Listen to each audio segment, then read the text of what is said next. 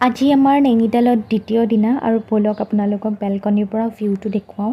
এয়া চাওকচোন কিমান ধুনীয়া ভিউ। ৰাতিপুৱা মই 6 বজাতে উঠিছোঁ এই ভিউটো চাবৰ কাৰণে আৰু ৰিয়েলত সঁচাকৈ বেছি ধুনীয়া লাগিছিলে কেমেৰাতকৈ। আৰু বিশেষকৈ ঘৰবিলাক ইমান ধুনীয়া লাগে, তেওঁলোকৰ লাইফষ্টাইল বহুত বেছি ভাল লাগে মোৰ। আৰু এতিয়া আমি ওলাই যাম আমাৰ সপোনৰ জেগাখিনিলৈ, নিম কৰলি বাবাজীৰ আশ্ৰম, য'ত ডাঙৰ ডাঙৰ চেলিব্ৰিটিজ অনুষ্কা শৰ্মা, বিৰাট কোহলি আৰু লগতে এপেলৰ অ'নাৰ, ফেচবুকৰ অ'নাৰ সকলোবোৰ ইয়ালৈ আহিছে আৰু বিৰাট ভাল লাগে ইয়ালৈ আহি। আপোনালোকে যি মনোকামনাৰে আহিব সেয়া ইয়াত নিশ্চয় সফল হ'ব যদি একদম ভক্তিভাৱেৰে আপোনালোকে তেওঁৰ ওচৰত প্ৰাৰ্থনা কৰে, বাবাজীৰ ওচৰত প্ৰাৰ্থনা কৰে। আৰু বাবাজী হৈছে হনুমানজীৰ অৱতাৰ।